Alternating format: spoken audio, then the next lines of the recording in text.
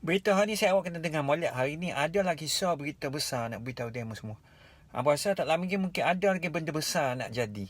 Cerita dia ikut laporan Global Times, mulai petang 18 Mac, Iran termasuk ibu kota dia, Tehran, banyak bandar terus putus hubungan dengan internet antarabangsa. Okey, semua rangkaian putus belaka, termasuk juga pejabat diplomatik dalam negara Iran. Komunikasi dengan luar negara semua kena sekat belaka. Jadi saya awak Iran ni dia tutup habis rangkaian putus hubungan dengan dunia luar. Ini petanda gapo? Isyarat ini jelas sangat ada maksud dia.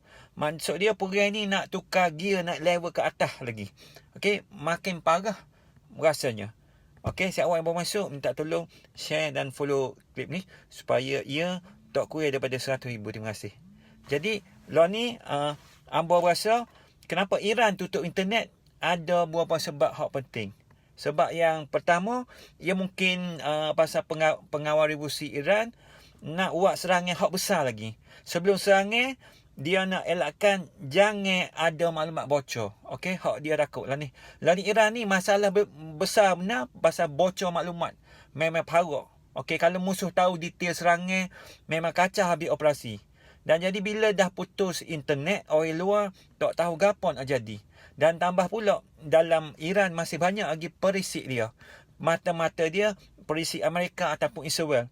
Dan bila line putus, set dia tak boleh lah buat info. Kalau dapat pun, tak boleh nak hantar tubik keluar. Jadi serangan dia ni lagi selamat. Dan jadi jelas molek kalau pegawai revolusi dah dekat, target kali ni mesti penting sangat.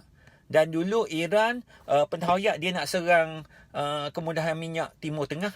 Siap sebut nak hentam reaktor nuklear Tel Aviv.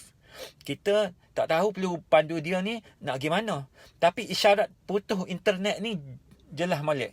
Pasti ada benda hak besar yang bakal meletup. Dan yang kedua, mungkin juga dalam Iran sendiri ada huru-hara. Tentera mungkin nak ambil tindakan hak keras dan tekan pihak-pihak tertentu. Jadi dia tak info bocor tubik keluar. Okey, dan sejak perang bermula, Amerika dan Israel memang cuba menghubungi pembangkang dalam Iran. Kiranya nak buat kacau dari dalaman. Lalu Iran siap buat sekatai jalan raya. Hati-hati. Rata-rata buat sekatai. Dan inilah waktu genting. Kalau dalam negara jadi huru-hara, memang parah sungguh. Tekanan luar dan tekanan dalam sekaligus, Iran memang payah nak tahan.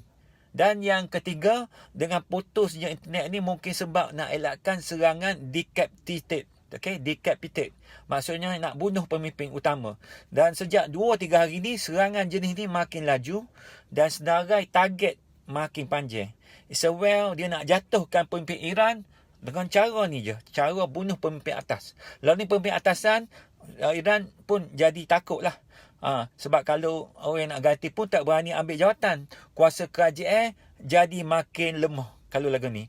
Jadi Iran buat kiranya tirai besi lah sendiri untuk tutupkan internet bagi orang luar buta info supaya nak lindung pemimpin dia. Dan akhir sekali kesimpulannya, Amerika dan Israel dah pun mula bom loji tenaga negara Iran, termasuk kawasan Selat Hormuz. Bagi Iran lah ni, inilah saat genting, saat hidup dan mati. Jadi bila dia tutup internet, ini isyarat hak besar. Orang luar tak tahu apa dia nak buat, dan lepas ni dia nak buat kerja secara senyap-senyap je.